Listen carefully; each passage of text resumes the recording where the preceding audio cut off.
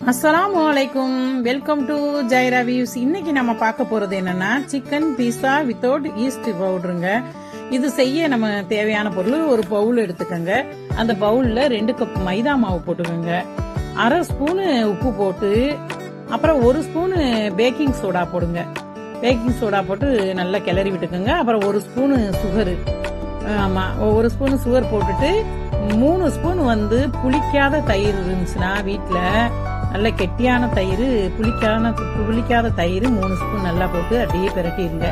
பிரட்டி என்ன செய்யணும், நல்லா பிரட்டிக்கிட்டு 2 ஸ்பூனு எண்ணெய் சாஃப்ட்னஸ், அந்த சாப்பிட்டு கொடுக்கறதுக்காக அந்த எண்ணெய் 2 ஸ்பூன் போட்டு நல்லா பிரட்டிடுங்க.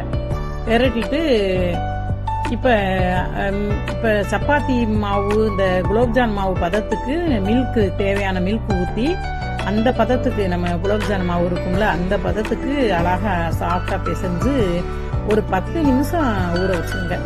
10 நிமிஷம் ஊற வச்சுட்டீங்கன்னா அந்த எல்லாம் அப்படியே சாஃப்டா ஆயிரும். அப்புறம் நம்ம சப்பாத்தி மாதிரி நல்லா பெருசா இது பண்ணி அகலமா தடவிட்டு டொமேட்டோ சாஸ் இதுல மேல தடவிடுங்க.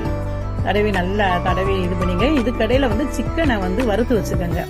நல்ல பெரிய வெங்காயத்தை நீல வாக்குல போட்டு, தக்காளியை நல்லா அழகா கட் பண்ணி போட்டு, இந்த வறுத்த சிக்கனையும் நல்லா பொடிசா கட் பண்ணி போட்டுட்டு, மேல கேரட் இருந்துச்சுன்னா அதையும் பொடிசா கட் பண்ணி போட்டுருங்க. போட்டுட்டு சீஸ் போட்டுடுங்க.